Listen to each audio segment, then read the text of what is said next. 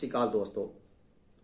ਇਹ ਕਾੜਾ ਜੋ ਤੁਸੀਂ ਦੇਖ ਰਹੇ ਹੋ ਇਹ ਛਾਤੀ ਦੇ तमाम ਰੋਗਾਂ ਨੂੰ ਜੜ ਤੋਂ ਖਤਮ ਕਰਨ ਦੀ ਸ਼ਕਤੀ ਰੱਖਦਾ ਹੈ।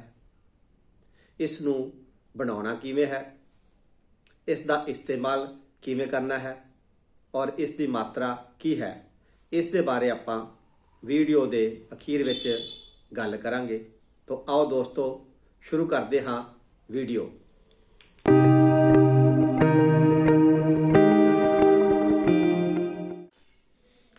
सत श्री अकाल दोस्तों,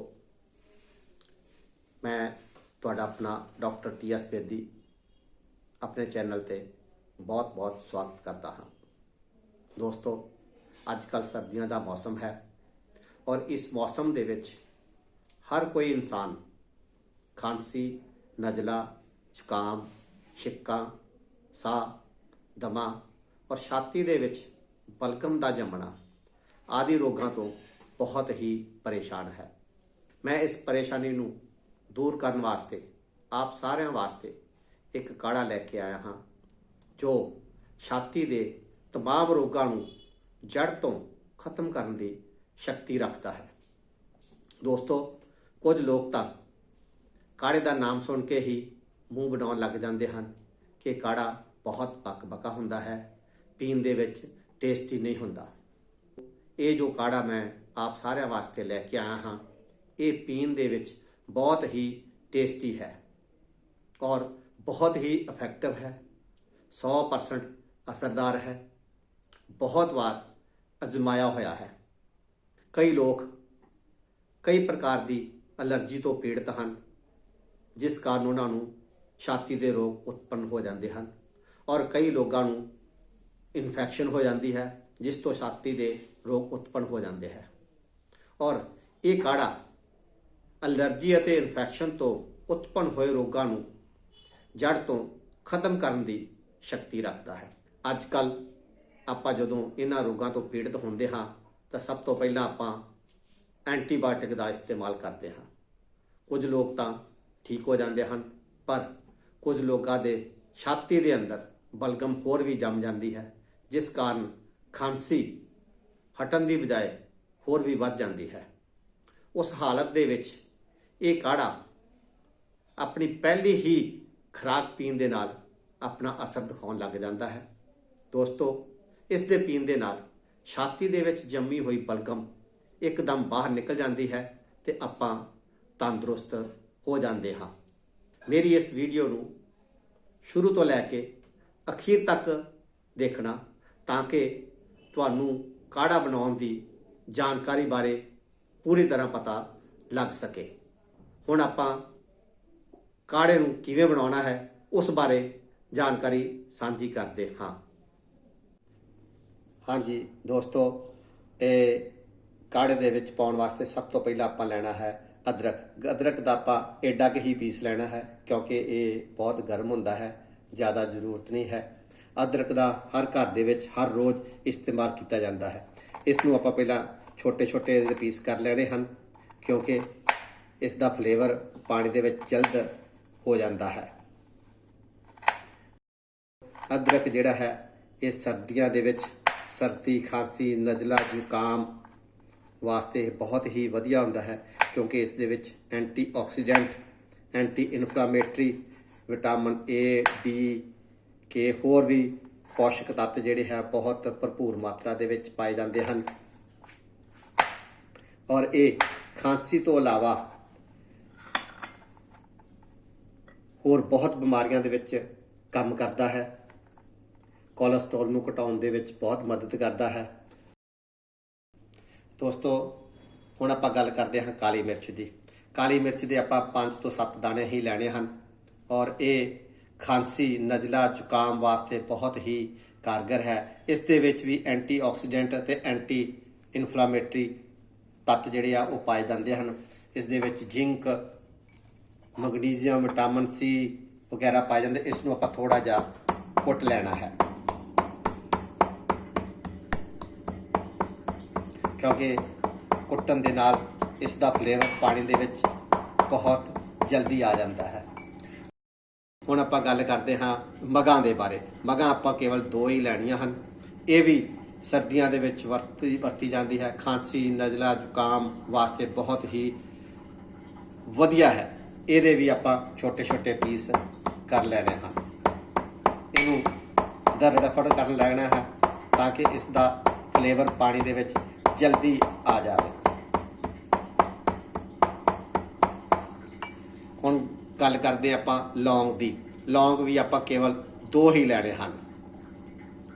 ਲੌਂਗ ਜਿਹੜੇ ਹੈ ਇਹ ਵੀ ਪੇਟ ਨੂੰ ਬਹੁਤ ਠੀਕ ਕਰਦੇ ਹਨ। ਪੇਟ ਦੇ ਵਿੱਚ ਅਲਸਰ ਹੋਵੇ ਉਹਨੂੰ ਠੀਕ ਕਰਦੇ ਹਨ। ਐਂਟੀਆਕਸੀਡੈਂਟ ਐਂਟੀ ਇਨਫਲੇਮੇਟਰੀ ਤੱਤ ਇਸ ਦੇ ਵਿੱਚ ਭਰਪੂਰ ਮਾਤਰਾ ਦੇ ਵਿੱਚ ਪਾਏ ਜਾਂਦੇ ਹਨ। ਇਸ ਤੋਂ ਬਾਅਦ ਆਪਾਂ ਗੱਲ ਕਰਦੇ ਹਾਂ ਤੇਜ ਪੱਤਰ ਦੀ। ਤੇਜ ਪੱਤਰ ਸਰਦੀਆਂ ਦੇ ਵਿੱਚ ਖਾਂਸੀ ਨਜ਼ਲਾ ਜ਼ੁਕਾਮ ਫਲੂ ਨੂੰ ਬਹੁਤ ਠੀਕ ਕਰਦਾ ਹੈ। ਛਾਤੀ ਦੇ ਵਿੱਚ ਜੰਮੀ ਹੋਈ ਬਲਗਮ ਨੂੰ ਠੀਕ ਕਰਦਾ ਹੈ। ਪੇਟ ਨੂੰ ਠੀਕ ਕਰਦਾ ਹੈ। ਇਹ ਆਪਾਂ ਛੋਟੇ ਛੋਟੇ ਪੀਸ ਕਰ ਲੈਣੇ ਹਨ।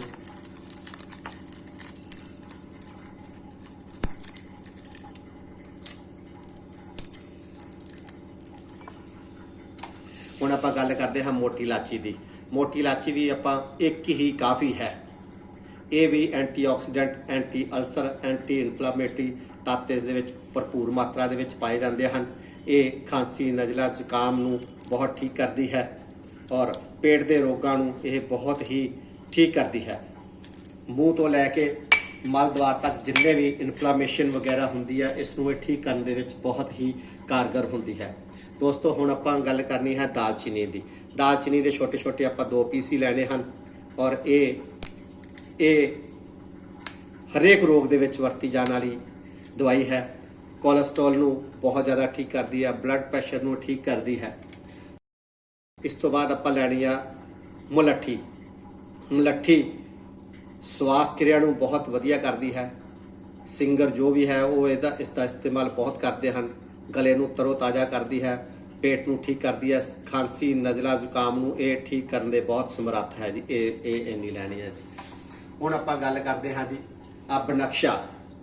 ਬਨਕਸ਼ਾ ਜਿਹੜਾ ਆਪਾਂ ਇੰਨਾ ਕੁ ਲੈਣਾ ਹੈ। ਬਨਕਸ਼ਾ ਵੀ ਸਰਦੀਆਂ ਦੇ ਵਿੱਚ ਬਹੁਤ ਹੀ ਵਧੀਆ ਚੀਜ਼ ਹੈ। ਖਾਂਸੀ ਨਜ਼ਲਾ ਜ਼ੁਕਾਮ ਫਲੂ ਦੀਆਂ ਬਿਮਾਰੀਆਂ ਨੂੰ ਇਹ ਠੀਕ ਕਰਦਾ ਹੈ। ਇਸ ਦੇ ਵਿੱਚ ਵੀ ਐਂਟੀਆਕਸੀਡੈਂਟ ਐਂਟੀ ਇਨਫਲੇਮੇਟਰੀ ਵਗੈਰਾ ਤੱਤ ਪਾਏ ਜਾਂਦੇ ਹਨ। ਇਹ ਛਾਤੀ ਦੇ तमाम ਰੋਗਾਂ ਨੂੰ ਖਾਂਸੀ ਨਜ਼ਲਾ ਜ਼ੁਕਾਮ ਬ੍ਰੌਂਕਾਈਟਸ ਅਸਥਮਾ ਵੂਪਿੰਗ ਕਫ ਇੱਥੋਂ ਤੱਕ ਕਿ ਟਿਊਬਰਕਲੋਸਿਸ ਨੂੰ ਵੀ ਠੀਕ ਕਰਨ ਦੇ ਇਹ ਬਹੁਤ ਸਮਰੱਥ ਹੈ। ਇਹ ਛਾਤੀ ਦੇ ਵਿੱਚ ਜੰਮੀ ਹੋਈ ਬਲਗਮ ਨੂੰ ਬਾਹਰ ਬਹੁਤ ਆਸਾਨੀ ਨਾਲ ਕੱਢ ਦਿੰਦਾ ਹੈ।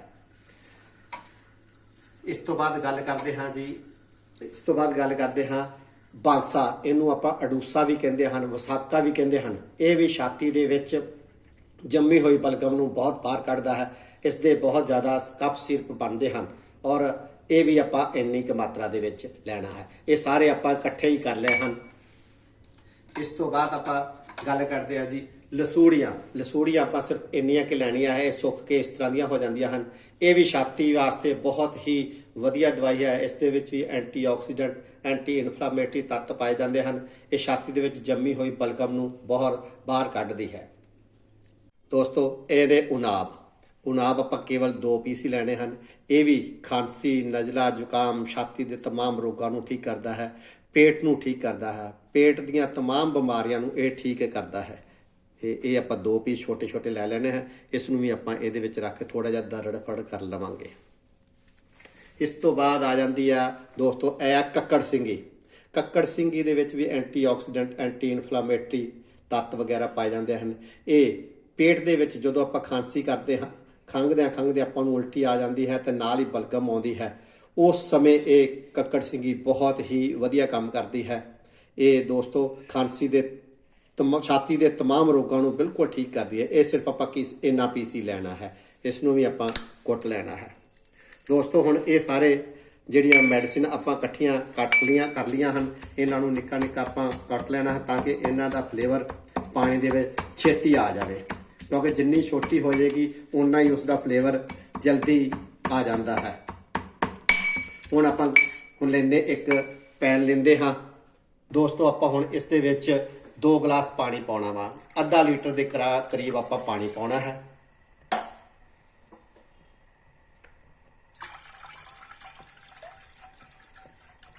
ਇਹ ਪਾਣੀ ਨੂੰ ਆਪਾਂ ਪਹਿਲਾਂ ਗਰਮ ਹੋਣ ਦੇਵਾਂਗੇ। ਗਰਮ ਹੋਣ ਤੋਂ ਬਾਅਦ ਆਪਾਂ ਇਸ ਦੇ ਵਿੱਚ ਸਾਰੀਆਂ ਅਲੱਗ-ਅਲੱਗ ਦਵਾਈਆਂ ਪਾਵਾਂਗੇ। ਫਿਰ ਇਹਨਾਂ ਨੂੰ ਆਪਾਂ 5 ਤੋਂ 10 ਮਿੰਟ ਤੱਕ ਯਾਨੀ ਕਿ ਰਿੰਨਾਂਗੇ। ਪਾਣੀ ਆਪਣਾ ਗਰਮ ਹੋ ਗਿਆ ਅੱਛੀ ਤਰ੍ਹਾਂ। ਹੁਣ ਆਪਾਂ ਇਹ ਸਾਰੇ ਜਿਹੜੀਆਂ ਇਨਗਰੀਡੀਅੰਟਸ ਆ ਉਹ ਆਪਾਂ ਪਾਉਣੇ। ਸਭ ਤੋਂ ਪਹਿਲਾਂ ਆਪਾਂ ਅਦਰਕ ਨੂੰ ਪਾ ਰਹੇ ਹਾਂ। ਇਹਨੂੰ ਆਪਾਂ ਮੀਡੀਅਮ ਫਲੇਮ ਤੇ ਚਲਾਉਣਾ ਹੈ। ਹੁਣ ਆਪਾਂ ਇਹ ਬਾਕੀ ਜਿਹੜੇ ਆਪਾਂ ਮਿਕਸ ਕਰਕੇ ਛੋਟੇ ਛੋਟੇ ਪੀਸ ਕੀਤੇ ਸੀ ਇਹਨਾਂ ਨੂੰ ਸਾਰਿਆਂ ਨੂੰ ਇਕੱਠਿਆਂ ਨੂੰ ਇਸ ਦੇ ਵਿੱਚ ਆਪਾਂ ਪਾ ਦੇਣਾ ਹੈ।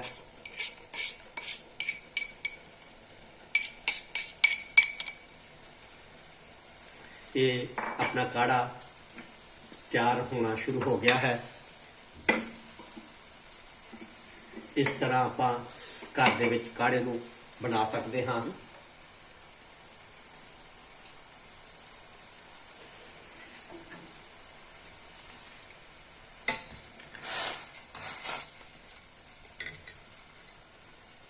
ਇਹ ਮੀਡੀਅਮ ਫਲੇਮ ਤੇ ਚੱਲ ਰਿਹਾ ਹੈ।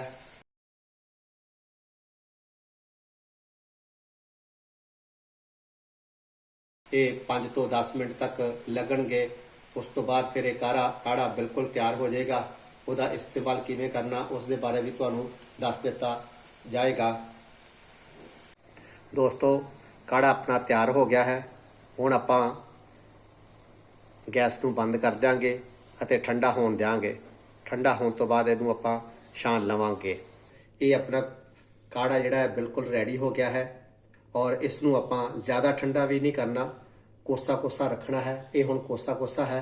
ਹੁਣ ਇਸ ਨੂੰ ਆਪਾਂ ਛਾਣ ਲੈਂਦੇ ਹਾਂ।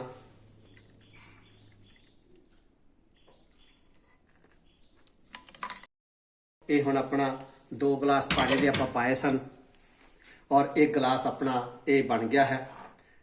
500 ml ਪਾਣੀ ਪਾਇਆ ਸੀ। ਇਹ ਆਪਣਾ ਕਾੜਾ ਬਿਲਕੁਲ ਰੈਡੀ ਹੋ ਗਿਆ ਹੈ। ਇਸ ਦਾ ਆਪਾਂ ਇਸਤੇਮਾਲ ਕਿਵੇਂ ਕਰਨਾ ਹੈ ਦੋਸਤੋ, ਇਹਦੀ ਬੱਚੇ, ਜਵਾਨ, ਬਜ਼ੁਰਗ ਸਾਰੇ ਇਹਦਾ ਇਸਤੇਮਾਲ ਕਰ ਸਕਦੇ ਹਨ ਔਰ ਸਿਰਫ ਕੇਵਲ ਤੇ ਕੇਵਲ ਮਾਤਰਾ ਦਾ ਹੀ ਫਰਕ ਪਾਉਣਾ ਹੈ। ਆਪਾਂ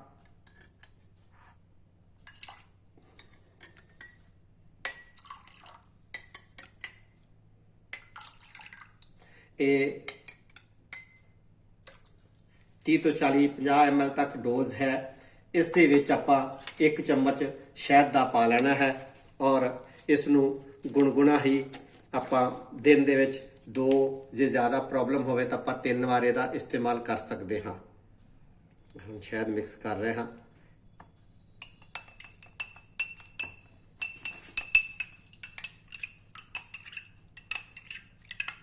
ਔਰ ਇਹ ਸ਼ਹਿਦ ਪਾਉਣ ਦੇ ਨਾਲ ਬਹੁਤ ਟੇਸਟੀ ਹੈ ਹੋ ਗਿਆ ਹੈ।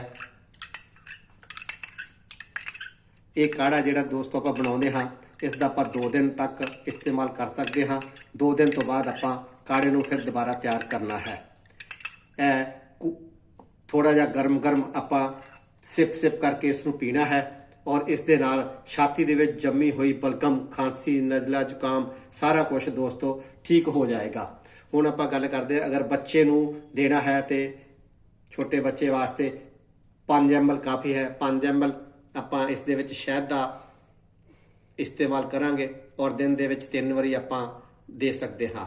ਦੋਸਤੋ, ਜਿਨ੍ਹਾਂ ਨੂੰ ਜਿਹੜੇ ਸ਼ੂਗਰ ਤੋਂ ਪੀੜਤ ਹਨ ਉਹ ਸ਼ਹਿਦ ਦਾ ਇਸਤੇਮਾਲ ਨਾ ਕਰਨ। ਉਹਨਾਂ ਵਾਸਤੇ ਇਹ ਆ ਵੀ 40 ਤੋਂ 50 ml ਦੀ ਮਾਤਰਾ ਲੈ ਕੇ ਉਸ ਦੇ ਵਿੱਚ ਸਿੰਧਾ ਨਮਕ ਦਾ ਇਸਤੇਮਾਲ ਕਰਨਾ ਹੈ ਔਰ ਉਹ ਵੀ 2 ਦਿਨ ਦੇ ਵਿੱਚ 2-3 ਵਾਰੀ ਕਰ ਸਕਦੇ ਹਨ ਔਰ तमाम ਛਾਤੀ ਦੇ ਰੋਗਾਂ ਤੋਂ ਆਪਾਂ ਮੁਕਤੀ ਪਾ ਸਕਦੇ ਹਾਂ। ਦੋਸਤੋ, ਇਸ ਕਾੜੇ ਨੂੰ ਕਿਵੇਂ ਬਣਾਉਣਾ ਹੈ ਇਸ ਬਾਰੇ ਤੁਹਾਨੂੰ ਸਾਰਿਆਂ ਨੂੰ ਪੂਰੀ ਜਾਣਕਾਰੀ ਦੇ ਦਿੱਤੀ ਗਈ ਹੈ ਔਰ ਮੈਂ ਆਸ ਕਰਦਾ ਹਾਂ ਕਿ ਤੁਸੀਂ ਇਸ ਨੂੰ ਆਪਣੇ ਘਰ ਦੇ ਵਿੱਚ ਬਣਾ ਕੇ ਇਸਤੇਮਾਲ ਕਰੋਗੇ। ਅਗਰ ਮੇਰੀ ਇਸ ਵੀਡੀਓ ਦੇ ਵਿੱਚ ਦਿੱਤੀ ਹੋਈ ਜਾਣਕਾਰੀ ਆਪ ਨੂੰ ਅੱਛੀ ਲੱਗੇ ਤਾਂ ਆਪ ਆਪਣੇ ਦੋਸਤਾਂ, ਮਿੱਤਰਾਂ, ਸਾਥ ਸੰਬੰਧੀਆਂ ਤੱਕ ਇਹ ਸ਼ੇਅਰ ਜ਼ਰੂਰ ਕਰਨਾ ਤਾਂ ਕਿ ਉਹ ਵੀ ਇਸ ਵੀਡੀਓ ਨੂੰ ਦੇਖ ਕੇ ਲਾਭ ਉਠਾ ਸਕਣ। ਔਰ ਅਗਰ ਤੁਸੀਂ ਹੋਰ ਇਸ ਤਰ੍ਹਾਂ ਦੀਆਂ ਵੈਲਿਊਏਬਲ ਵੀਡੀਓਜ਼ ਦੇਖਣਾ ਚਾਹੁੰਦੇ ਹੋ ਤਾਂ ਮੇਰੇ ਚੈਨਲ ਨੂੰ ਸਬਸਕ੍ਰਾਈਬ ਕਰਨਾ ਔਰ ਨਾਲ ਹੀ ਬੈਲ ਆਈਕਨ ਦਾ ਬਟਨ ਜ਼ਰੂਰ ਪ੍ਰੈਸ ਕਰਨਾ। तो मिलते हाँ अगली वीडियो दे विच। धन्यवाद।